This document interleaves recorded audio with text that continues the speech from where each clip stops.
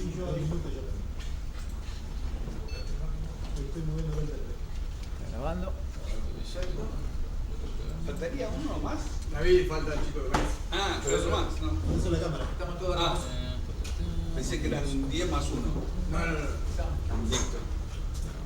Bien, bueno, antes que nada, buenos días a todos. Vamos a hacerlo bien, protocolar esto, porque si no, esto queda feísimo. La idea de esta capacitación es no hacer un curso de Linux, que eso creo que queda bien claro, porque si no vamos a estar varios meses sentados acá, en lo cual no nos creo que sea muy agradable para todos, sobre todo en el momento que estamos trabajando, cortarlo. La idea es implementar la transformación de los equipos que actualmente funcionan con Windows a Linux, entender nosotros qué es lo que vamos a necesitar, porque nos van a llamar por teléfono a decir, che, mira, no me anda, no me funciona, no sé cómo hacer. Y para eso vamos a tener una parte que es conceptual, porque le van a tener que explicar algo de alguna manera, y una parte práctica. La evaluación, esto se los digo como un punto a favor, la evaluación de todo esto resulta la siguiente. Hoy por hoy no sé cuáles serían todas las problemáticas y que necesito que ustedes me retroalimenten en ese sentido, que hoy se les suceden en los diferentes equipos que tienen Windows. Pero van a ver que muchas de esas problemáticas no les va a suceder más en Linux, por la forma de trabajo que vamos a ver que tienen. Entonces, digamos, como un punto a favor que ya voy viendo es que voy a tener menos carga de soporte. Sí, por ahí en un comienzo, ese clic, para no decir fea la palabra crack, que se hace para que el usuario se acostumbre a un entorno. Dicho sea de paso, un usuario que estaba usando Windows 7 y le aparece la pantalla de Windows 10, que es bastante diferente, también tiene un cambio. Y también encuentra algunas carpetas, no sé dónde se pone esto. Por lo tanto, esa pregunta acá también se la van a hacer. Pero bueno, para empezar, uno dice GNU Linux. Yo les voy a poner ahí en una página que es una guía. ¿Por qué le digo GNU Linux y no Linux? Porque históricamente no son una cosa, sino son dos. Para aquellos que nunca lo escucharon, el proyecto GNU es un proyecto que se dedicó a hacer, vamos a hacerlo rápido la explicación para que sea sencilla, aplicaciones, programas que sean abiertos, que cualquiera pueda interceder en el uso y el manejo de ese programa. Y paralelamente, el problema que tenía es que no sabía dónde ponerlo, porque en esa historia de la humanidad no había alguien que me dejara poner lo que yo quería de la forma que quería, porque estaba todo licenciado a través de empresas que tenían los derechos de autoría de sus sistemas operativos, llámese Xerox, Unix y demás. Pero había una ventanita en ese momento que estaba brindada por un tipo de licencia que utilizó nuestro amigo Linus Torvald para estudiar. Tenía que hacer una tesis él, y dijo, voy a hacer una tesis desarrollando un micro kernel de uso abierto, código abierto, que cualquiera lo pueda manipular. Y el uso de ese modelo le dio origen a este desarrollo que se juntaron Linux, que era el kernel, y las aplicaciones, por eso se llama GNU Linux, y ahí viene la explicación del nombre.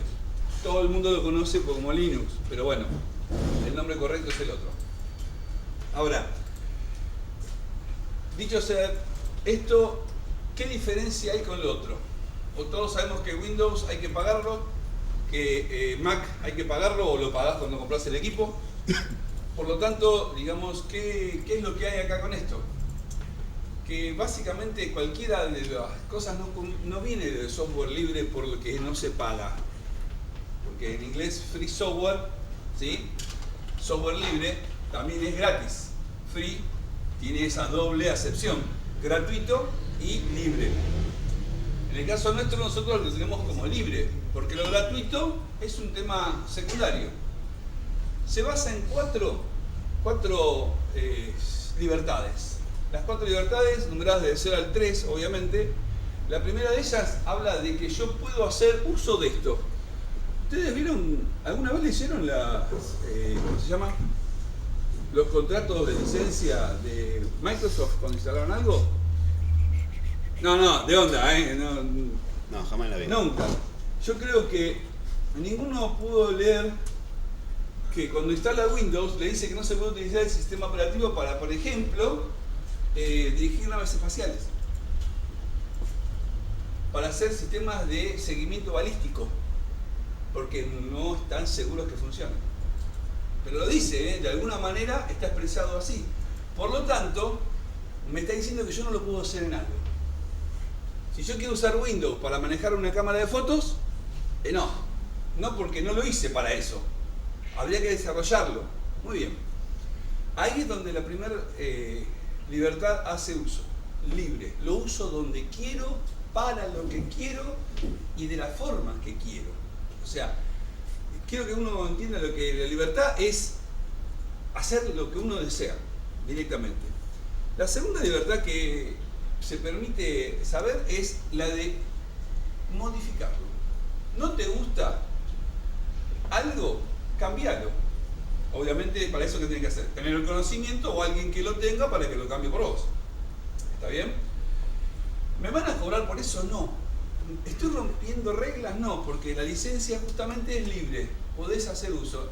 La gama de licencias les cuento que es una parva legal, es terrible, pero para hacerlo sencillo, ustedes lo pueden hacer sin ninguna problemática, porque justamente la idea es que cuando nosotros hacemos la libertad de modificar, estamos haciendo uso de mi libertad de hacer lo que quiero. La libertad también de distribuir. Si yo agarro, tengo un Windows que me compré en la empresa Acme y se lo quiero regalar a Gabriel, no puedo. El contrato me dice que no se lo puedo regalar. Le tengo que ceder los derechos de autor y de propiedad. No es un regalo. Fíjense que tengo que hacer un contrato. Si Gabriel, que hicimos todo el trabajo, se lo instaló en una computadora y se compró otra y lo quiere instalar, él mismo no puede porque está comprado para una sola. No es para dos ni para más.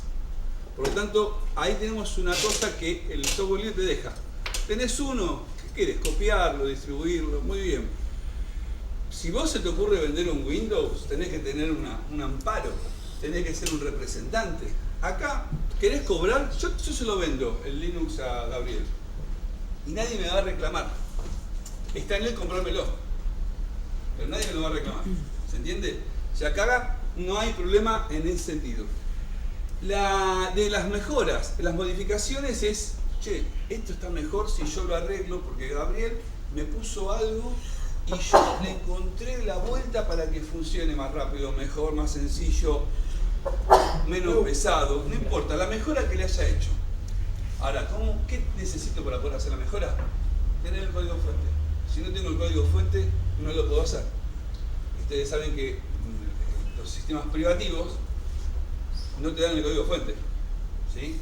Y si te dan algo, te dan lo no esencial. Por lo tanto, lo otro tenés que armarlo vos o hacer lo que se llama ingeniería inversa, ¿no es cierto? ¿Cuántas veces nos hemos encontrado con una DLL que no podemos hacer funcionar y tenemos que ver qué cuerno pasa ahí adentro para ver cómo solucionamos? Entonces, tenemos las 4 libertades que nos dan a nosotros la posibilidad de hacer lo que quieran. Por lo tanto, todo lo que hagamos nosotros de acá en adelante, no estamos en contra de ninguna ley. La legislación de todos los países nos avala. ¿Por qué? Porque estamos bajo una licencia llamada licencia GNU. La licencia GNU es algo que se llevó a formato papel, en lenguaje legal, para decirnos a nosotros: no tengas problemas, hacelo, que no vas a tener ninguna historia en lo que estás produciendo. Eso sería, por decirlo así, la definición de lo que es GNU Linux. Ahora bien, vamos a irnos un poquito más a lo que hablamos. Linux es desde la aplicación para llevar el control de personal. Linux está en un aire acondicionado. Linux está en teléfono. ¿Sí? Android es una versión de Linux. Ahora bien, ¿qué pasa? nosotros vamos a encarar directamente lo que es aplicación de Linux en las computadoras de escritorio. Hay, para esto, en vez de versiones de Windows o versiones de Mac, ¿sí?, tenemos, como es un software libre, las llamadas distribuciones. En el primer momento había una sola, cuando nació, y después grupos de desarrolladores empezaron a armar lo que a ellos les parecía que sería más conveniente, y se armaron varias.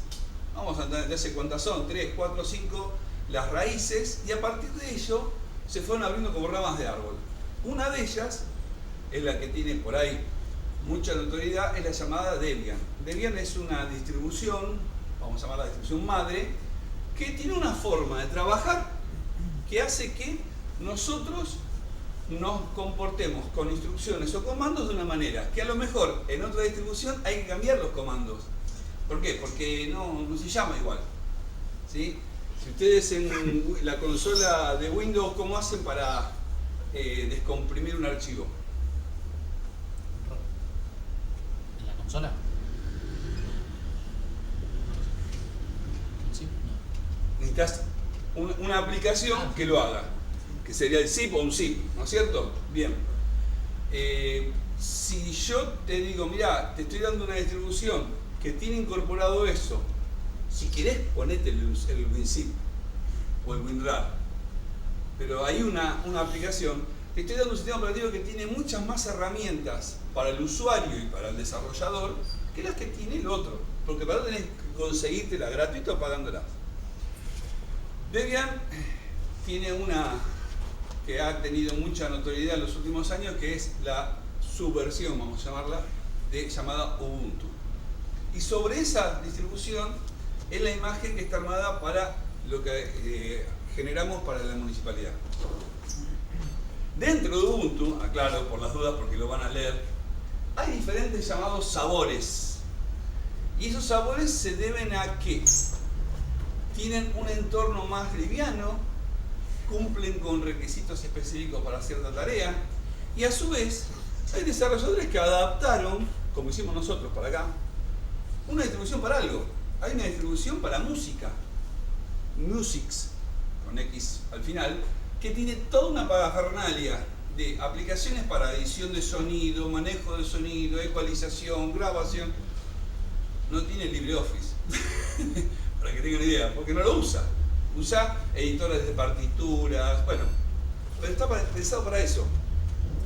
Hay aplicaciones específicas para una distribución, y sí, del mismo modo que hay aplicaciones específicas para Mac o para Windows, hay para algunas versiones de Linux. ¿Por qué? Porque el desarrollador lo hizo solamente pensando eso. Pero, a diferencia de Windows y Mac, dejó el software con el código fuente, porque si a otro se le ocurre llevarlo a otra distribución, tiene de dónde sacar la idea. ¿Me van siguiendo cómo funciona esto? Bien, las distribuciones. Las distribuciones son el sistema operativo y muchos elementos. Por eso cuando ustedes instalan un Linux, van a ver que no solamente viene el sistema operativo para que les funcione todo, sino que viene con una gran cantidad, no de accesorios, sino de aplicaciones instaladas. El navegador puede ser 1 o 2, aplicaciones para mensajería instantánea, aplicaciones de oficina, en algunos casos, si la distribución lo especifica, otro tipo de aplicación específica, por ejemplo para la gráfica. Hay una que está desarrollada para todo lo que es gráfico. ¿Qué pasa? ¿Las distribuciones hay que comprarlas? No. ¿Sí? Entonces uno me dice, ¿cuál es el modelo de negocio? ¿De dónde gano plata yo? Si yo te hago una distribución, ¿ustedes dónde ganan plata? Saber, con el soporte. El soporte. Ese es el volumen de negocio. La empresa Canonical es la que respalda Ubuntu, y la empresa da el software Ubuntu gratuito, sin costos y sin problemas. Ahora, si vos querés un soporte a nivel empresario y demás, ellos te lo brindan, y eso es lo que te van a cobrar. Manuales, los manuales te los cobran. Ahora, ¿vos podés aprender a usar Ubuntu y desarrollar de otra manera? Sí. Te encarás vos. por la comunidad, leyendo documentación, lo que sea, ¿se entiende? Esto es lo que hace la diferencia. Bien, las distribuciones tienen un formato, por lo general ISO, ¿sí? Una imagen ISO que uno se descarga de la web, como dirían los españoles, las quema en un CD o las instala en un pendrive, ¿sí? Ahora bien, para esto también tenemos en Linux soluciones que lo hacen muy sencillo, ¿sí? Por lo tanto, todo lo que ustedes hacían con Windows lo van a poder hacer con Linux, hasta a veces con la misma aplicación, pero con su versión de la otra forma. Las distribuciones son un ISO que se tengo que instalar en la computadora, ¿sí? O, sí. Un ISO que instala en la computadora y obviamente sigue todo un procedimiento. Pero también tengo la opción de que esa ISO me permite usarlo en un formato live, es decir, sin instalar nada, tengo todo en el pendrive, con la tarjeta de memoria, lo que sea. Arranco el equipo por ahí y ya tengo el sistema operativo cargado en memoria, no instalado, y es funcional. Casi el 90% de las aplicaciones que no necesitan algo del disco pueden funcionar. El resto, de hecho, hay máquinas que están hoy funcionando. ¿Ustedes conocen las máquinas Raspberry, las chiquititas? Bueno, el sistema operativo está en la tarjeta de memoria y funciona de ahí. Le saco la tarjeta de memoria, le pongo otro sistema operativo y el hardware es el mismo y dale que va. Eso es un modo live, ¿está bien? ¿No requiere instalación? Sí. Para ustedes generar un archivo pendrive, ¿qué utilizan para hacer un embooteable hoy? Tuvieran que hacer algún booteable en un pendrive. Y tenés Unetbooting, Rufus, Unetbooting, claro, Rufus, USB, el Win, sí, ese Win. Windows Todos. USB es bastante completo porque te permite actualizarle o agregarle el sistema sin necesidad de formatear y hacer todo lo que ya tenías. Bueno, todos, la mayoría, salvo este USB, obviamente por su nombre, tiene versión Linux. Así que si lo manejan en uno, lo van a manejar en otro. Yo, como sugerencia del chef, les sugiero otro, que es el Multisystem. Multisystem en un pendrive. Lo conocimos ese. Sí. También Es una sugerencia que yo les hago. Tienen 4 o 5 versiones de Linux y ahí el ISO y lo levantan con el que quieren. Entonces, de repente ustedes pueden de alguna manera hacer uso de los live en cualquier lugar y de hecho ténganlo como una herramienta de reparación, porque de hecho vamos a ver que necesitamos algunas herramientas que son live. Bueno, ¿cuál es el primer problema que tenemos cuando pensamos en Linux? Mucha gente me dice, y bueno, este equipo es bastante nuevito, debe tener 3 días puesto ahí más o menos. Pero tenemos algunos que por ahí estarán, que tienen sus décadas, ¿no? ¿No quedan? ¿Ya no quedan? No, yo estoy tomando apuntes. Entonces, ahí está el gran problema. Linux tiene una gran cantidad de hardware compatible. Obviamente, el trabajo del hardware es un trabajo muy tedioso y yo siempre digo, hay algunos que se dedican a eso y son mis seres amados porque yo necesito un controlador y ellos desarrollaron algo para encontrar el controlador, porque a lo mejor la empresa no hizo la versión Linux, por lo tanto no se preocupó, ¿sí? Hoy por hoy, con la masificación del entorno, muchas empresas están abriéndose a tener los controladores para los dos lados, pero por las dudas les digo, nos vamos a encontrar con esto de la incompatibilidad. ¿Hay equipos completos que no funcionan? Sí, puede haber, pero son más viejos. Y yo les puedo asegurar que los equipos más viejos tienen versiones de Linux viejas para que funcionen. O sea, por ahí no te necesito una versión de última generación, pero con una anterior anda perfecto. El hardware compatible, ustedes van a ver que está organizado por lo que es las placas de memoria, lo que es la placa de red, las placas de video. Si en Linux no está exactamente el controlador, seguramente tenemos uno genérico que se aproxima a su realización. Y acá hago un hincapié para que lo nombren bien en claro. Debian, que es la distribución madre, yo siempre digo en un tono jocoso que es fundamentalista. Si algo no tiene muchas soluciones, se mantiene acá, no hacen muchos avances en desarrollo porque quieren entrar a desarrollar con mucho detalle cada una de las cosas. Y obviamente el paso del tiempo hace que tengan que actualizarse un poco más. Y en el tiempo, digamos, las actualizaciones de esa distribución madre demoran más o están más separadas que otras. Por ejemplo, Ubuntu, que realiza 2 actualizaciones anuales. Una en el mes de abril y una en el mes de octubre. Por eso van a encontrarse que todas las versiones de Ubuntu se llaman el año 04, el año 10. Por lo tanto, la versión que ustedes van a tener acá en la municipalidad está basada en la 2004. Se llama 2006, aclaro, por una cuestión de que fue terminada en junio, para que quede cerrado. Pero la versión 2004 está diciendo que tiene lo último hasta abril, ¿sí? Y soporta todo aquello que soporta Ubuntu hasta el 2004. Entonces nos va a estar dando a nosotros una seguridad que el hardware funciona. Por otro lado, Debian, al ser muy fundamentalista, no acepta los controladores que proveen las empresas y que no dan como código abierto. ¿Qué pasa? Ubuntu sí dice, bueno, mira, si vos tenés un controlador que no está en Linux, pero vos me proveés como empresa un controlador para Linux, Ubuntu lo usa. Debian no lo usa. ¿Se entiende la idea? No lo usa. Tenés que hacer lo que lo use. Claro, con Trivial Non-Free está incluido, pero no viene de fábrica, lo tenés que agregar. Por eso, yo hablo de cómo viene armado. Ahora, forzar, siempre se pueden forzar las cosas. El tema es que requiere un trabajo extra.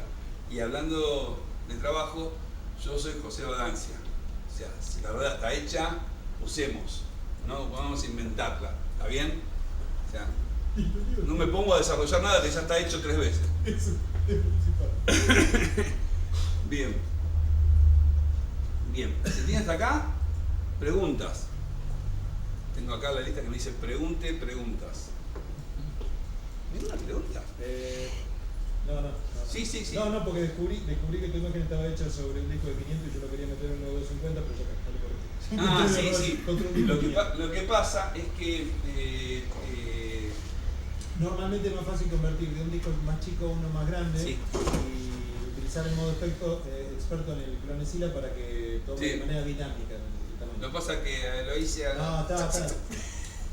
La idea fue esa. Sí, igual era para mostrarlo, no está refinado, se nota que No, le faltan cosas y hay una de las cosas que hablando, que no está, digamos, una de las cosas que me dijo, me pide actualización, claro, porque yo no le bloqueé que no actualice.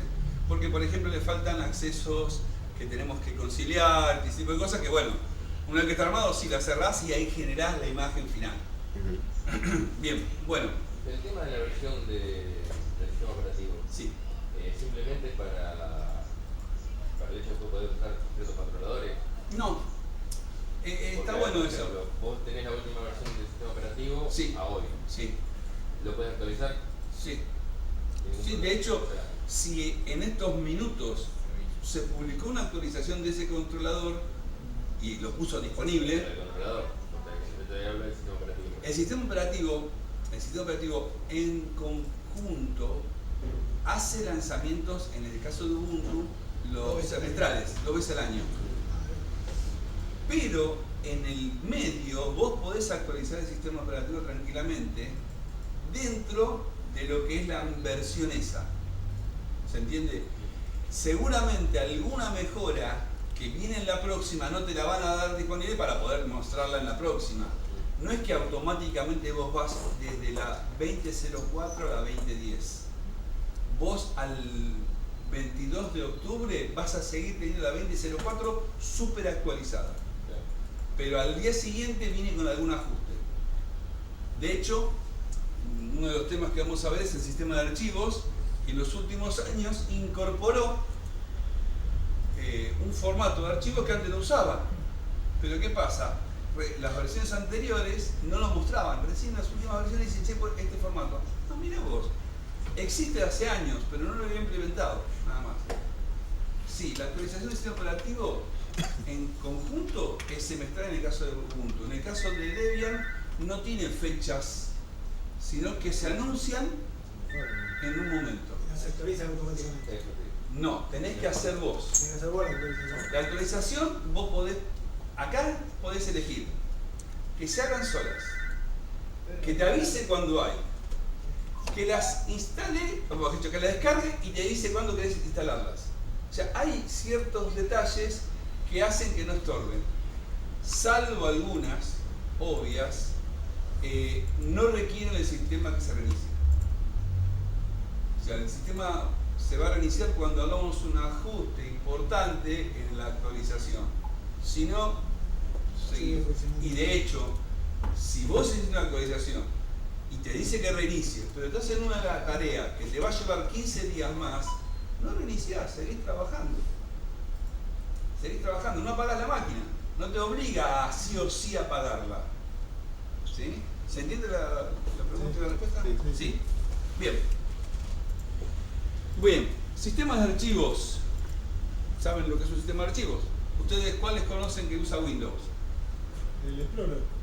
No, sistema de archivos, FAT16, 32, NTFS, XTFS. Archivo de... No, Windows. ¿Cuál usa? El Explorer. Dos. El explorador de Windows. Y... FAT y NTFS. No, sistema de archivos. Sistemas de archivo, no manejadores. FAT, 8, 16, 32, ¿no? Vamos de lo viejo a lo nuevo, y NTFS. Bien, si yo ahora en una máquina con Windows, ¿sí?, le coloco un disco portátil que tiene instalado un Linux, no lo lee, porque seguramente instalé ese Linux en un formato de archivo que Windows no lo lee naturalmente. Tengo que instalarle un puente. ¿Está bien? Necesito un controlador que entienda ese sistema de archivos. El sistema de archivos que utiliza Linux, el EXT, hoy está trabajando en el 4, pero se está trabajando también con 3 y 4, son los formatos más naturales para el uso de hoy. Y hay un sistema nuevo que se llama ZFS, que permite muchas más interacciones en muy poco espacio. Próximamente les comentaré las novedades, todavía no lo investigué, así que vamos a ver más adelante qué ventaja me da. Sistema de archivo que maneja Linux entonces son EXT 2, 3, 4, puede leer sin nada en el medio todos los sistemas FAT, todos los sistemas NTFS, puede trabajar con los sistemas JFS, ¿sí?, y los sistemas, por ejemplo, XFS. A ver, ¿qué ventaja tiene el 3 y el 4? Que el 3 agregó un registro más para leer y lo hace más rápido, y en el caso del 4, ¿sí?, aprovecha más el disco. ¿Vieron que en NTFS cuando ustedes formatean siempre les queda un pedazo que no se puede usar? Bueno, con XT4 también pasa eso, no es que acá son todos mejores, pero achicó el espacio que no puedo usar. Entonces, digamos, tengo un mayor aprovechamiento del disco. ¿Puedo tener una misma máquina los dos sistemas operativos? Sí. ¿Puede convivir en un mismo disco los dos sistemas operativos? Sí. Obviamente, una parte tendrá un formato de archivos y otra parte tendrá otra. ¿Se entiende? ¿Sí? Una última forma de archivos es un formato de archivo especial que es el swap. Formato de archivo swap. Swap o swap file es el que tiene Windows. Ustedes no sé cómo se llama en Windows. Iberfile, ¿no era? Sí, el iberfile.sys. O pagefile. O el pagefile. No, uno de esos, sí. Uno de los dos es. Lo que hace es un caché de disco. Hablemos criollo, ¿no? Te quedas sin memoria RAM, usás eso. Lo tira al disco. Bueno, acá podemos tener dos opciones. O generamos un pagefile solo, o reservamos un pedazo del disco para eso. ¿Qué ventaja me da? Que al haber una partición para eso, De última, la que se rompe porque se usa mucho es esa. ¿Y qué hago? La achico, la borro, la cierro, la creo otra y sigue usándose. Linux detecta que en un disco tiene una partición swap, la usa. Y la usa de acuerdo a su necesidad. No es que toma, si la dejaron en 5 GB, usa los 5 GB. Usa lo que necesita igual que el page file. Es más dinámico usar. Mi consejo es que traten de usarla cuando el disco sea viejo. Si el disco es nuevo, denle para adelante, no hace falta porque el page file que hace es muy sencillo. A ver qué me estoy dando de acá. Bien, les decía el FAT, me estoy dando de alguno más. Bien. Los sistemas de archivo nosotros los tenemos que definir. Ustedes cuando instalan Windows 7, 10, vieron que hay una parte donde les dice dónde lo van a instalar, les muestra la o las particiones que existen. No recuerdo ahora bien, ustedes me van a ayudar. ¿Se puede utilizar una partición existente? ¿En qué? La puedo pisar. Sí, La puedo pisar. Sí, la puedo pisar. Borro todo lo que había ahí. Sí. ¿Está bien? Te crea una carpeta Windows Go en la carpeta. Exacto, sí, le hace una separación. Tenés razón, no me acordaba de ese detalle. Sí. Y yo ahí voy a establecer el tamaño de cuánto va a ser esa partición. Lo mismo sucede en Linux. Yo puedo hacer lo mismo. Usar todo el disco, algún wipe, como quien dice, del disco y chao. Convivir dos sistemas operativos, ¿sí? O entrar en una opción que es una versión avanzada de esta, que es que conviva ese sistema operativo y yo darle a las particiones un tratamiento personalizado. Hacer más chico, más grande y trabajar de otra manera. ¿Por qué razón? Ahora bien, en Windows, para que vean el paralelo, ¿cuántas particiones Windows trabaja? 2. La web extendida y primero. No, usa la del C clásica que todos vemos y la otra, De la de arranque. la de arranque, la de buteo y una recovery a veces que nunca la podemos usar. Yo hasta ahora nunca lo usé. Hice todo lo que me dijeron y nunca me anduvo. Pongo el CD original, lo tenía, aclaro porque en su momento existía. No anduvo.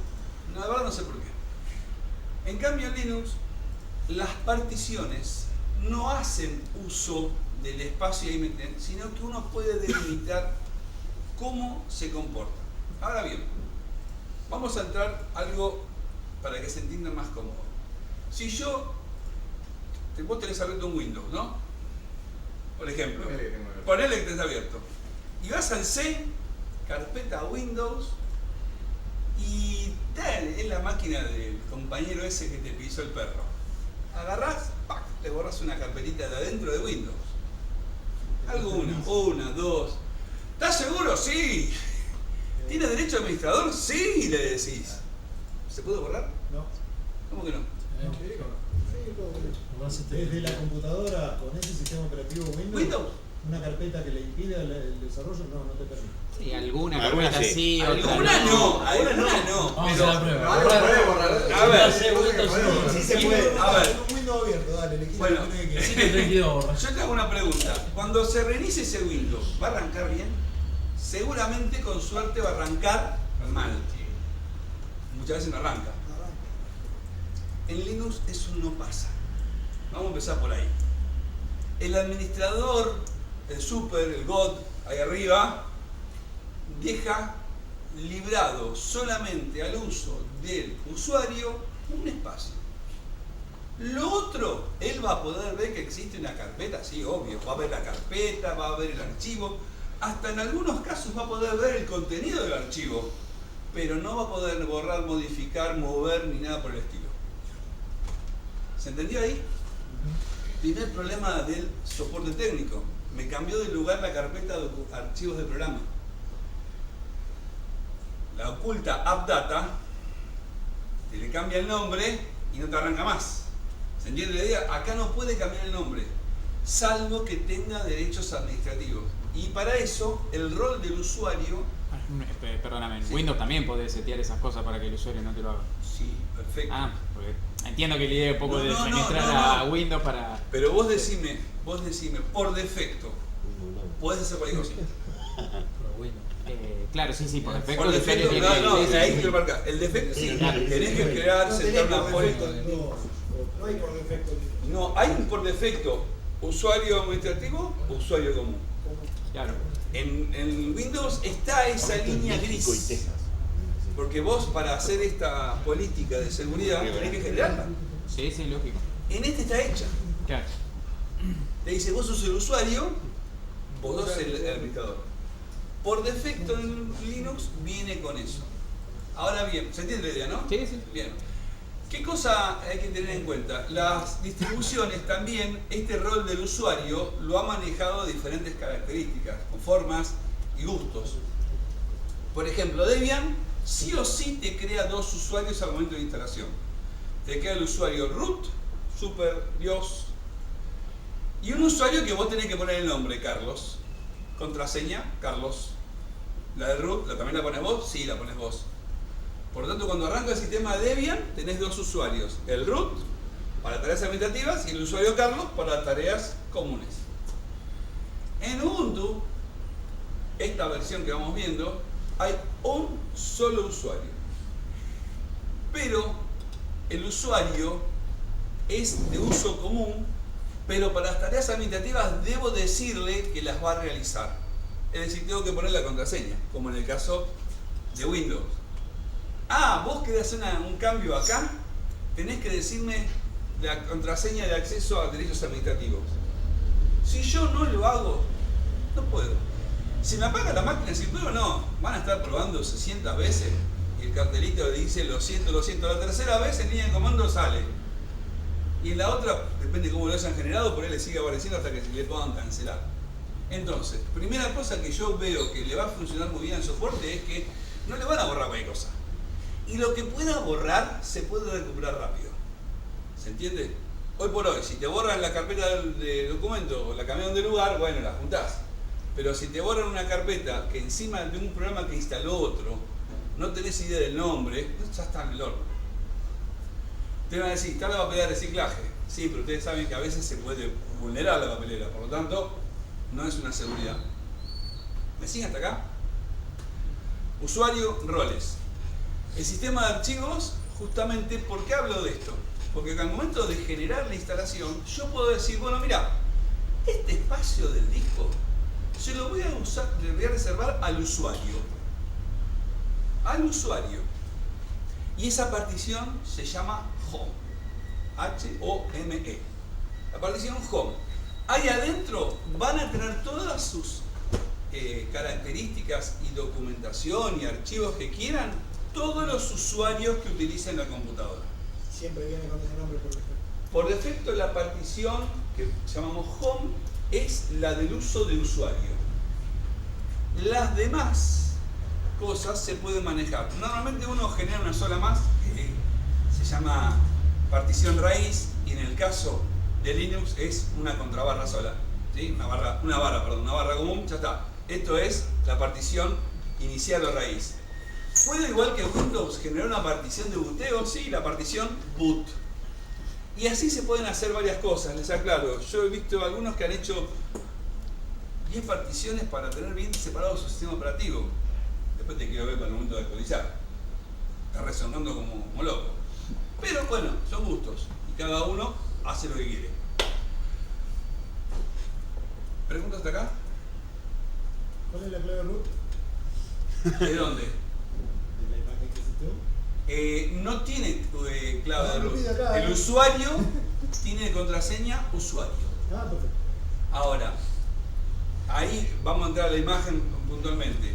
Yo le puse usuario. ¿Se puede cambiar? Sí. Yo sugiero que ustedes utilicen una contraseña, ¿sí? Que la pongan ahí, y el usuario no hace falta que la conozca. Y como ejemplo, les digo, la distribución de cliqueados se distribuyó con Linux, con el usuario alumno creo que era, ¿sí? Pero la contraseña no se le dio a nadie. y los alumnos usaron todos la computadora. Está bien, no podían actualizar, no podían instalar nada fuera de...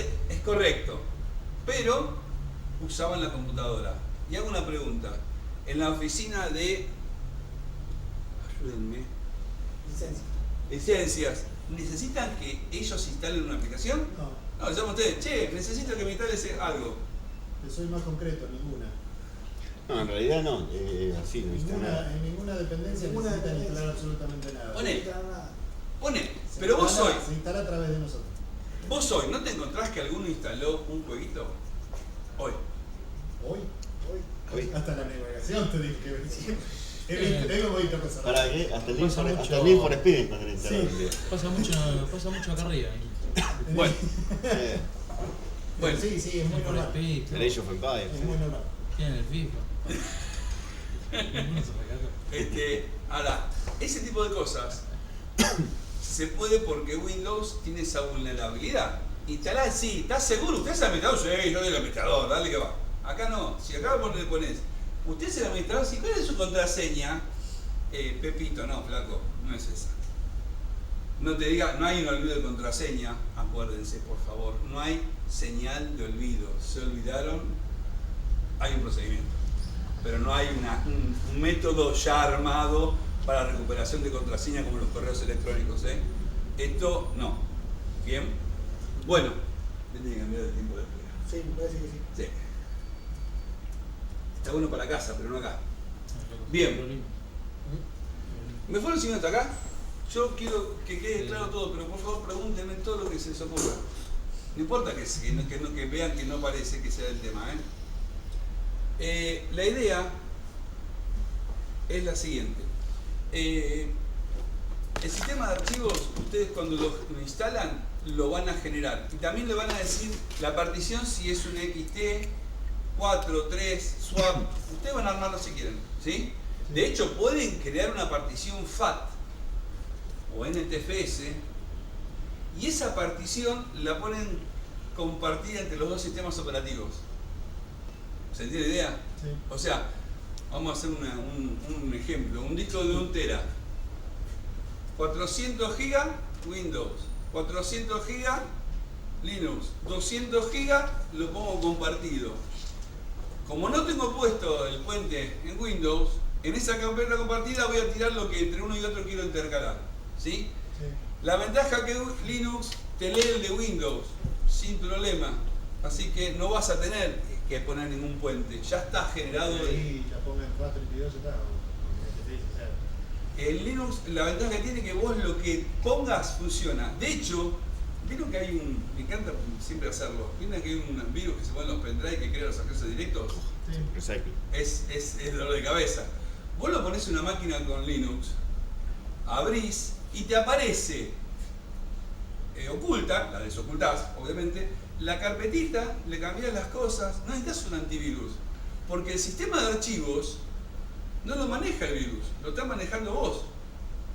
¿Se entiende la idea?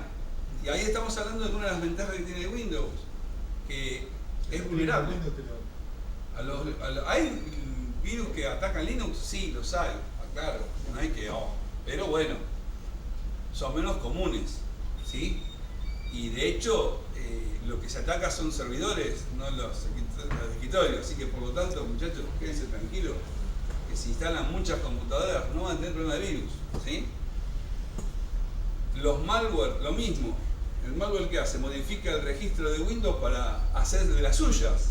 Acá el registro no existe de esa manera. Por lo tanto, cuando el malware quiere meterte en tu computadora porque entraste a la página y se queda en el aire, es como que entrar en un agujero negro, no puede hacer nada. O sea, olvídense de que esa persona le van a aparecer publicidades porque sí. Si aparece porque lo quiso hacer, no es porque le aparecieron cada vez que arranca la computadora. Bien. ¿Vamos bien hasta ahí? Sí. ¿Sí? Bien.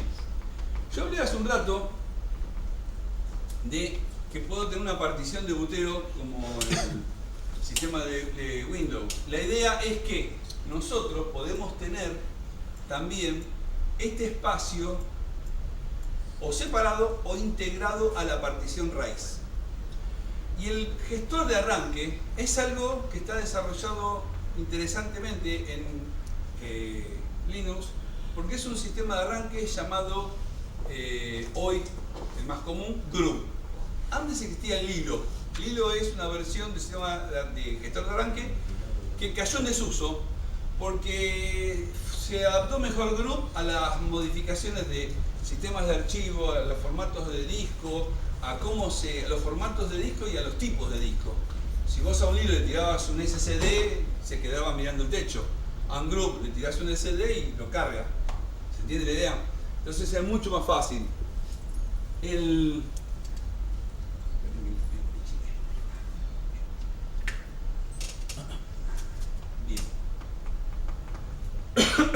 Los gestores de arranque básicamente lo que hacen es colocarse en el inicio de la computadora. Ahora bien, puedo tener, como dije hace un rato, en una computadora los dos sistemas operativos, pero si lo quiero tener, el consejo del chef, para no tener que trabajar dos veces, es primero instalen Windows y después instalen Linux. Sí. ¿Por qué? Porque si lo hacen en esa forma, cuando instalan Linux, detecta que tenés Windows y lo carga automáticamente en el grupo. Y vos arrancás y le digan que uno o el otro.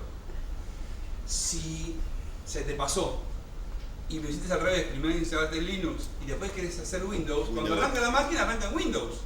Porque él captura el booteo del disco. Ahí tenemos que usar una herramienta que nos permita recuperar el grupo y volvemos a tener los dos en un menú inicio. No es imposible. Claro, si utilizamos este sistema, por ejemplo, es una imagen. Nosotros volcamos esta imagen sí o sí, hay que primero instalar esto y después Windows. Así es, en realidad lo que le hace es que el grupo lo carga en el MBR. Windows te empieza en el MBR y ya está, no te da el grupo. Windows se pone solo. El otro comparte con lo que tengas. ¿Sí? Eso es lo, de hecho, Windows, vos tenés la opción. Windows, uno o el otro. Vos podés tener. Claro, yo tomaba el ejemplo de la imagen. No, esta imagen está pensada sin compartir. Enojado. Claro. Está enojado, Hugo. Esta está pensada en un solo sistema. Está bien. Por eso te decía. Si hace falta que se comporte de otra manera, hay que hacerle otras cosas. Está bien, no hay problema. No está pensada así como así para poder ser un instalable. De hecho, no es instalable. No. Es clonable y nada más. Uh-huh. Se puede hacer con una aplicación live, pero no la pusimos. No, está bien, no hay problema. Iba a esto, o sea, en el caso de esta imagen, en el caso de llegarse a necesitar, habría que hacerlo de la segunda forma que decía vos. Sí. Bueno. Y es más, por ejemplo, con Grub vos podés tener, de hecho, algún fanático como yo, en algún momento ha tenido 2 o 3 distribuciones de Linux puestas en la máquina, y de acuerdo a lo que necesitaba, cargaba una u otra. No necesitaba tener Windows. Sí. O sea, siempre que se instala Linux, se fija el gestor de arranque y te dice, ¿dónde lo agrego? Acá, bueno, lo agrego. ¿Agrego este? Sí, ponelo. Y más yo agregaría eso, que puedes tener varios kernels, puedes tener como... Sí, lo que pasa es que no quiero entrar en el detalle ese. El kernel, en el caso de Linux, es opcional, es seleccionable. En el caso de Windows, ustedes cargan el kernel que viene. ¿Verdad? No hay manera de sacarlo. Porque te trae dos, te trae un recovery y uno común, o sea, Pero, uno con mínimo, que sería la prueba de fallos del otro. Llamarlo así. Sí. Para hacer una comparación. Pero eso es para cuando hay problemas. No, pero vos podés tener en Linux versiones de kernel. Sí, también. Que no son solamente a prueba de fallos, sino son armados. Más o menos módulos, sí. Sí, claro. Bien. Le decía entonces, Grub funciona muy bien con todos los sistemas de particiones, con todos los formatos de enlace, UEFI, GPT, todas las variantes que se les ocurra. Hoy está armado. De hecho, hay distribuciones live desarrolladas solamente para ajustar cuando hay un problema en el Grub. O sea que ustedes pueden poner uno que se llama Recovery Grub y solamente que tiene eso, no tiene otra cosa. La mayoría de los routers que ustedes utilizan un Linux embebido. Si alguno tiene oportunidad de entrar a la consola de ese router, usa comandos Linux. ¿Está bien? ¿Se entiende hasta acá? Sí. ¿Sí? Miren que yo, si no... Les decía entonces que el sistema operativo al arrancar, digamos, la instalación, hace el mismo proceso que un Windows. Te dice primero dónde lo vas a instalar, hago el salto rápido, ¿no? ¿Dónde lo vas a instalar? ¿Con qué características? Lo que hablaba recién. Después te pide el nombre del usuario, que va a ser el usuario que va a tener el rol, en el caso de Ubuntu, de administrador. Y ya en la misma instalación te permite elegir si querés que te pida la contraseña cada vez que arranca la máquina. En el caso de esta imagen, esa opción también está activa, cosa que cuando arranca la computadora entra directamente en el escritorio, no les pide qué usuario es, ¿sí?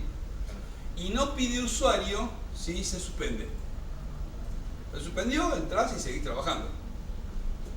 Usted me va a decir, y si yo quiero que mi máquina esté bloqueada, apágala.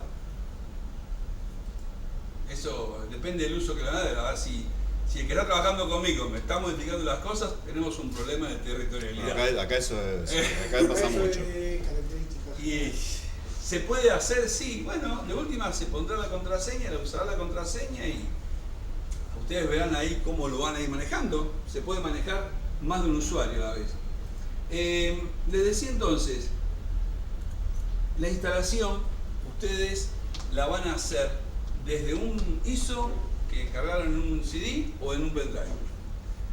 Cuando Linux instala, hace esas preguntas del lugar, del usuario, la zona horaria. Ustedes van a decir, ¿por qué razón me pide esto? ¿Por certificado? No. Porque se fija cuál es el servidor que esté más próximo a vos para que sea más rápida la comunicación de las actualizaciones. Esa es la verdadera causa. Lo otro es accesorio. ¿Por qué? Porque si yo le pongo que estoy en Brasil, me va a decir que los servidores, los repositorios se llaman acá, son los brasileros. ¿Por qué? Porque lo tengo más próximo. En cambio, cuando le pongo Argentina, Buenos Aires, me va a buscar los de Argentina. Una cuestión de localización de los servidores y no de otra cosa. Después de la fecha, la zona horaria, el reconocimiento de la placa red. Ya el mismo live no necesitan cargar ningún controlador, ya vienen cargados, ¿sí? Y el 90% ustedes van a ver, si tienen una máquina que tiene Wi-Fi, les tira las redes disponibles, y si tienen el cable conectado, ya está conectado, ya se enganchó con el DHCP, si está disponible el DHCP, y si no, le va a pedir que lo configuren ustedes manualmente, ¿sí? La configuración de red van a ver que es tan sencilla como en Windows. No tiene ninguna vuelta de oreja. Después de poner la red, lo que pregunta es, ¿querés que durante el proceso de instalación, si hay alguna actualización te la instale? ¿Qué es lo que decías vos? Y si no querés o no tenés conexión de red, le pones que no. Lo que sí te pregunta es, ¿querés que te instale también o accedas a los drivers privativos? Es decir, son esos drivers que no están liberados. Pero por ejemplo, Nvidia y otros más han cerrado algunos y yo no puedo tenerlo abierto el código. Tengo que descargarme el de ellos. Bueno, Ubuntu lo tiene ya parametrizado, que lo carga y lo podés usar. A veces, les cuento, en ese caso no hay una regla básica. A veces anda mejor el privativo y a veces no anda el privativo bien. ¿Por qué razón? Porque el hardware que nosotros usamos en Argentina no es de la misma calidad que el hardware que se utiliza en Europa y Estados Unidos. Perdón, salvo que tengan un equipo traído de allá, van a ver que la realidad es esa. Todos nuestros equipos dice al final LA, Latinoamérica. O sea que el nivel de exigencia de hardware es muy diferente. Yo les cuento porque yo trabajé en HP y nos marcaron mucho eso. Cuando una impresora no dice LA, dice NZ, Nueva Zelanda, tiene un funcionamiento muy diferente a la que está hecha para Latinoamérica. ¿Sí? Bien. En cuanto a lo que es instalación, después del proceso ese de pedir la red, si hace disponible, si querés actualizarlo, se termina de instalar un sistema operativo desde cero, con una conexión mediana, 15 minutos sale andando. ¿Qué tengo cuando yo lo instalé? Todo el paquete de su sistema operativo, accesorios, drivers y, por ejemplo, paquete de oficina, algún graficador y nada más. Como casi todos los sistemas operativos, con el agregado que todos tienen ahora un elemento de oficina que es algo más que un WordPad. ¿Está bien? Una planilla de cálculo, tienen presentaciones y demás. No son visuales, sino son productores. Las aplicaciones, cuando uno los tiene instalado, es lo que más va a utilizar. Ahora bien, en Linux se manejan dos entornos de trabajo bien diferenciados, pero obviamente conviven constantemente. ¿Se acuerdan aquellos que son de mi edad? La mitad no, menos. La terminal de DOS, todo comandos. Yo no me olvidé nunca que el primer día que fue el profesorado, ¿quién habló, no? No, estoy esperando. No, De la consola. ¿Qué crees que era? No, estábamos esperando eso. No te voy a salir comparando el CLS. No, está bien, listo. ese tipo de cosas acá. Mejor así. Sigamos. Le decía, en ese momento, yo no me olvido más que el profesorado, a mí, el primer día que tuve informática, fue un viernes, 18 horas, apareció el profesor, nosotros estábamos en un tercer piso, por escalera con la bici, llegó y dijo, hola, ¿qué tal? Soy el profesor Enrique Lindenbaum, a la postre después, muy amigo mío, presidente de la Asociación Amigo del Logo y demás. El manual para el próximo viernes está en la fotocopiadora, chao. Tenemos que leernos su manual de instrucciones así antes de arrancar. El entorno gráfico nos llevó adelante que no tengamos que aprender comandos para empezar a usar. Yo hago clic y empiezo a ver que es mucho más cómodo. También hay consola o terminal en Linux, sí. De hecho, en sus orígenes era solamente eso. Por lo tanto, el modo gráfico vino posterior y por esa razón, y ahí le damos la derecha, su desarrollo todavía le faltaría para algunos gustos un poco más. Para algunos gustos es suficiente. ¿Está bien? Bueno. Con esto quiere decir que no vamos a mover la ventanita. Vamos a ver la consola. No. Para actualizar y todo. El No. crucero es consolero. No, las dos cosas puedes Las dos usar. cosas puedes usar. No. A ver, vos como integrante del equipo de soporte vas a estar habilitado para hacerlo de los dos lados. Cualquiera de las dos. ¿Cuál es mejor? Ninguna de las dos es mejor.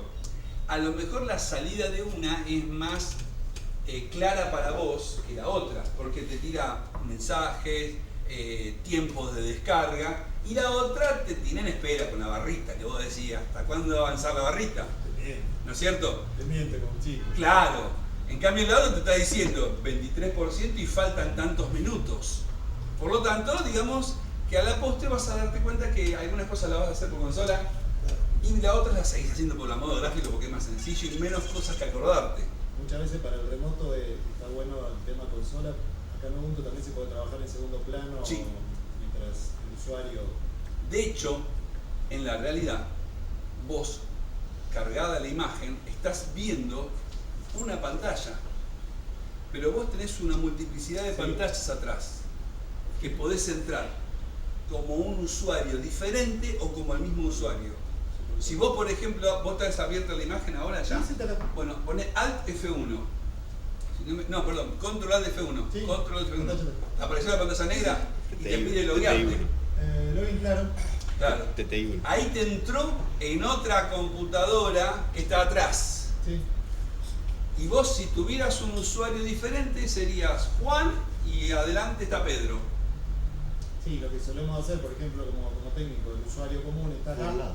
y yo como superusuario, como root, Sí. para hacer cualquier modificación o cambio, actualización, lo que haga falta. desde la consola Pero vos podés- entrás como usuario común también Sí, ahí. sí, como Y de usuario hecho, cualquiera, sí. vos entrás ahí y como usuario común le das los derechos administrativos. El otro lo único que va a notar que por ahí la máquina se le plantó un poquito porque, claro, vos estás laburando. Sí, sí. Con él. Pues, nada, olvidate. Sí, sí. O sea, es el mismo tratamiento porque también es multiusuario, multitarea, multi. O sea, no tiene una... De hecho está concebido desde su origen. Windows tuvo que hacerse multitarea, tuvo que hacerse multiusuario. ¿Se entiende la idea? Este nació multi. Te voy a preguntar algo que esta es curiosidad real. Sí, sí. El tema de la multitarea. Sí. ¿Cómo trabajas con No es real. No voy a eso, no voy a eso. Pero en Windows vos tenés el limitante de archivo en uso que no lo podés tocar, no podés hacer nada. Yo sé que conozco de palabra que en Linux así no es. Podés trabajar con archivos en uso. Sí. No sé cómo trabaja, o sea, cómo es. Depende. A ver, si vos tenés un archivo abierto en uso en modo edición, no lo vas a meter O sea, a la modificación queda en RAM hasta que vos le digas guardar. No, la modificación no se puede hacer. Ahí está. En algunos archivos. Ahora, No sé si el cómo lo archivo tiene un formato que se vuelca en RAM y labura ese usuario en RAM, vos podés entrar en el otro y modificás el otro. Te pregunto porque yo puedo tirar un RM contra barra, y le miraste el sistema operativo y lo seguí funcionando. Sí, hasta Claro. cuando haga una llamada a un archivo. Claro, por ahí eso sí. digo. Sí. Si podés limpiar todo el disco completo mientras estás laburando. Es que- no sé cómo maneja los archivos. Los honestamente. archivos, digamos, hacer un RM tenés que hacerlo recursivo. Sí, menos R, No, menos no. F, sí, el chiste Pero de no. siempre. ¿Por qué razón? Porque justamente va a empezar y se va a encontrar con que un archivo está en uso y ese no te lo va a borrar. Y es más, también hay archivos que no te los va a borrar por política de seguridad interna. A ver, no me acuerdo, pero creo que había un archivo llamado check.php que cuando tenés instalado un servidor web en tu máquina, si no descargas el servicio no podés borrarlo. Es un archivo PHP que tiene una línea. Es un flag. No, una línea de instrucción, nada más, no tiene nada más. Una estupidez biónica, pero está reservado ese nombre. Y ocurre eso hasta en servidores web. ¿Qué me pasa? Tengo no puedo borrar la carta. ¿Cómo puedo borrar? Me fijo en está el check. Entonces, loco, descargame el servicio porque no puedo borrarlo. ¿Y para qué lo quiero borrar? Borrar. Quiero borrar una carpeta que ese está en el cuarto nivel adentro. No me dejan. Digo, bueno, listo. Porque el check es un sistema propio de Linux. Digo check porque es la que me acuerdo siempre. Sí. Pero sí, se puede manejar en multiusuario. De hecho, el tema es así. Cuando abrís el LibreOffice en modo writer, documento, y vos lo llamás desde el modo consola, te va a decir, no, papi, yo necesito una pantalla gráfica. No te deja usarlo. Tenés que usar aplicaciones modo consola para poder hacerlo. Ahora, si vos estás editando con el editor de textos, modo gráfico, un archivo, yo con otro editor, modo texto, puedo abrir el archivo, porque lo deja. Claro, sí. ¿Sí? El tema está que van a empezar a ver el problema hasta quién guarda primero. El que guarda último quedó. El que guarda último queda. Claro, porque vos haces una modificación, yo la hago, pero vos la guardaste y yo la guardo después, la mía queda. O sea, lo vuelvo a reformular distinto. Vos tenés hoy un documento abierto por alguien y te lo abre en solo lectura porque lo tiene abierto alguien. Sí. Con el writer. Solo que no lectura no tengo. hay problema porque está bloqueado. Claro, pero eso es en Windows como están trabajando hoy los usuarios. Mañana que Pero pongamos si un tenemos solo writer. lectura no hay problema. No, por eso, no sé la política de writer. Si él está trabajando en un documento, yo quiero trabajar en el mismo, él lo abrió primero.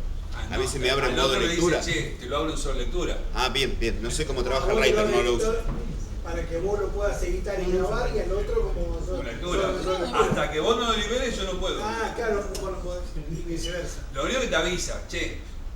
Ya lo tiene abierto alguien, pero te lo deja abrir. Sí, Ve pero algo. ves el contenido.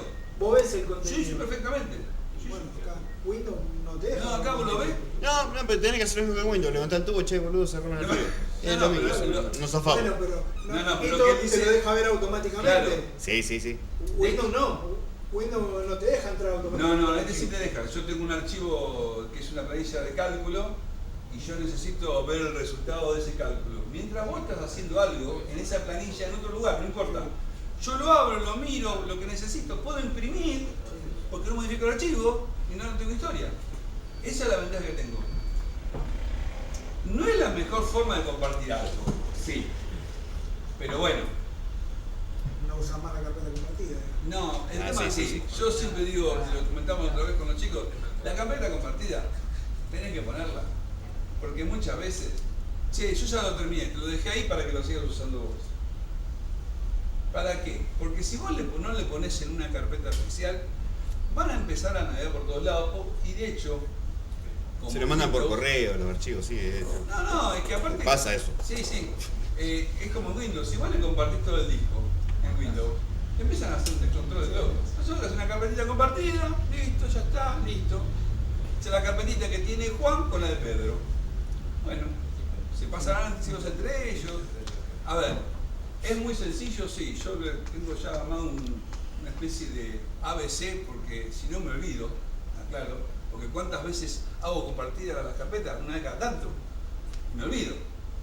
Una vez que vos la armás, modificarla es un chiste biónico. Una vez que la armaste ya está, es una pavada. Bien, estamos entonces con el tema de la pantalla modo consola o modo gráfico. Ahora bien, ¿hay instrucciones como en el viejo DOS? Sí.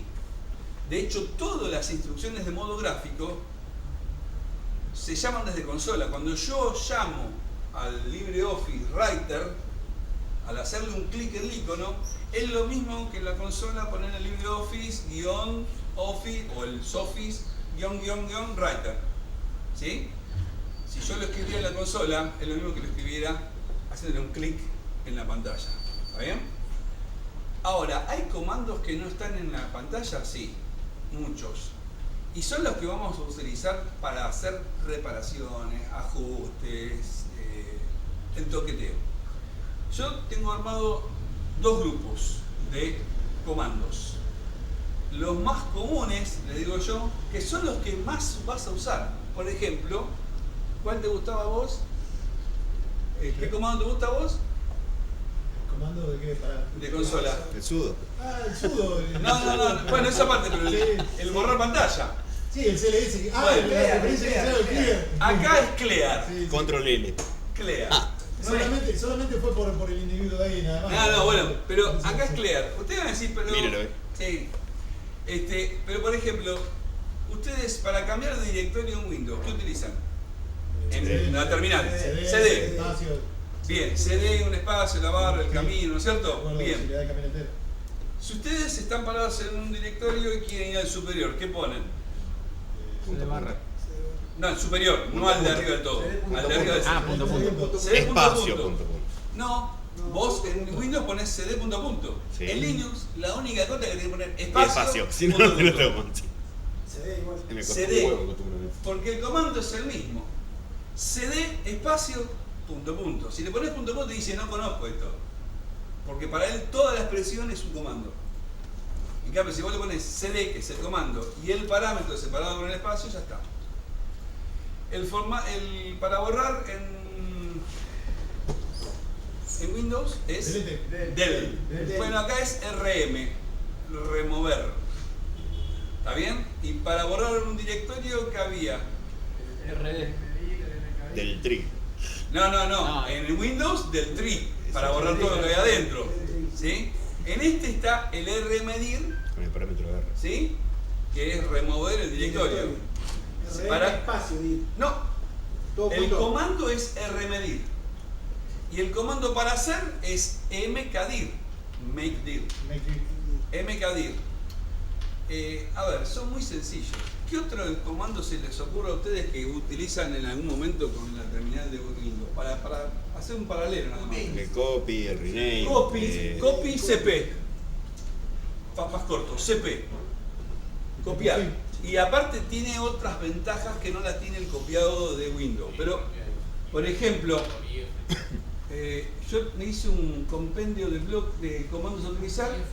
Y por ejemplo, si ustedes quieren ver la estructura del disco en Windows. Tri. No, la Windows. estructura del disco, no de directorios. Ah. Ahí lo maté, con esa. Windows. ¿No la tiene? Dispart, ¿no es? No.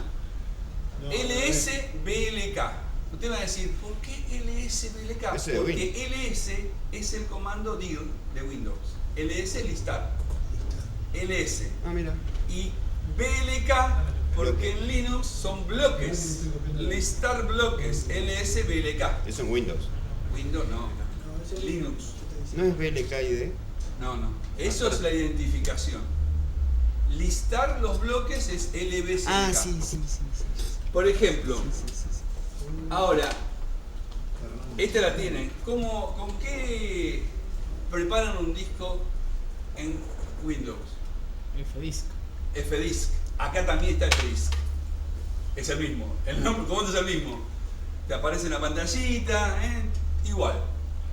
Después, ¿qué pasa? El F-Disk tiene las ventajas, les aclaro, que se puede usar con comandos y no te aparece en pantalla y hace la acción. Entonces vos te ahorrás empezar a elegir qué poner. Si ya sabes los comandos, lo tirás.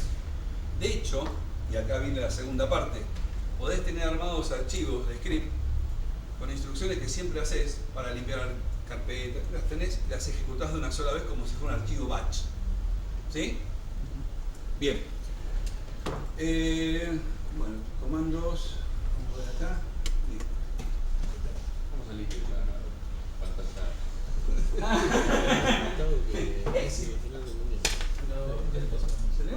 Ah, pues no, tenés que hacer control al F2, F4, F7. La 7 siempre es la pantalla del usuario. O sea, nunca busqué los primeros números. Linux te fue cambiando la del usuario siempre es la 7. Y podés fijarte, tener 6 adelante con usuario. Y ojo, no está mal que te quede abierto.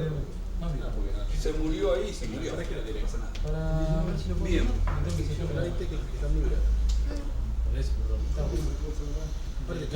No.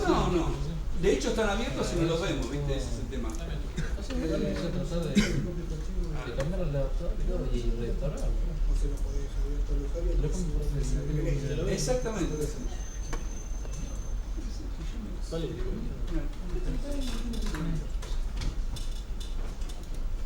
Señor. ¿Cómo? Ah, bien. Bien. El tema es así. Cuando vos no conocés un comando, está la instrucción man. La instrucción man es una instrucción de manual.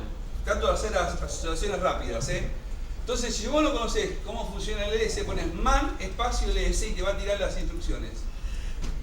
Podés usar el pipe more en la mayoría de los casos. No me acuerdo a veces bien, porque en algunos comandos no funciona el more. En algunos comandos vos tenés la opción, al ver el man, que te lo da en otro formato. Vos, por ejemplo, que cuando ves un LS y te tira muy largo, decís vos, bueno, ponés man LS y ahí vas a tener la opción de ver otras formas de visualizarlo. ¿Sí? Ese mando puede ver. Man es un comando introducido ya en el sistema operativo. ¿Y qué pasa? Esto es lo interesante. Mañana sale una aplicación nueva llamada Pie de Plomo. ¿Está bien? Se instala la instrucción en mi sistema y se genera una entrada en el man. Pones man, Pie de Plomo y te aparecen las opciones. Porque cuando uno actualiza o instala, no solamente la aplicación, sino todo aquello que lo rodea en este caso. Hay aplicaciones que no se cargan en el man, otras que sí. Es más, tiene una ventaja, si el manual se te va muy largo, podés redirigirlo a un archivo, después abrís el archivo y lo ves ¿sí? línea por línea. Te toma el tiempo que vos quieras. ¿Cuerda de metal? Sí.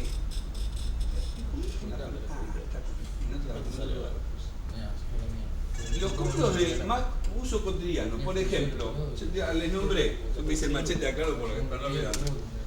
El CD, el S, el CP de copiar, MB, mover. El MB es para borrar archivos. ¿Ah? El MB es para mover. Mover o borrar archivos también. Y MD. MD es el archivo, mkdir es el de directorio, no MD. MD es en Windows. Yo ahora, si quieren tomar nota, la página es syset.com.ar/linux. Y ahí, Ese con K, ¿no? syset con K, sí. .com/linux, van a tener ahí un apuntecito de todo esto, que es lo que estoy viendo ahora, así que lo que estoy viendo lo van a ver ustedes. Hablaste del comando sudo y no es de sudar. No, Super lo user. sé. El comando No, lo sabía, sudo, lo ¿qué es sé. el comando sudo? Es el portal al derecho administrativo. ¿Sí? O sea que es el superusuario del dominio, vamos a llamarlo así, de todo lo que hace esto. ¿Qué pasa? Si yo tengo que hacer una acción que requiera derechos administrativos, esa acción debo tenerla aceptada. ¿Cómo? Anteponiendo el comando. Supongamos que tengo que borrar un archivo de la raíz, no del usuario. Un temporal que está en la carpeta TMP, que está en la raíz. ¿Está bien? El usuario no puede borrarlo. Pero yo quiero borrarlo porque necesito borrar temporales. Yo tendría que poner RM o MB y la carpeta y el archivo que quiero borrar. ¿Está bien? Pero si no antepongo la palabra sudo, no lo hace. Porque me dice, no tenés derechos. Ahora, si yo pongo sudo RMB, antes de hacerlo me pregunta contraseña, la cargo y se ejecuta. ¿Está bien? Esto funciona de manera tal de que el sudo, una vez que lo cargo, queda en memoria un tiempo. Por lo tanto, si yo de repente hago, por ejemplo, una actualización del sistema, a ver si hay algo nuevo, pongo la instrucción, que la vamos a ver, es el apt. Yo le pongo apt update, usted no tiene derechos administrativos. Si le pongo sudo apt update, contraseña, Carlos, la ejecuta.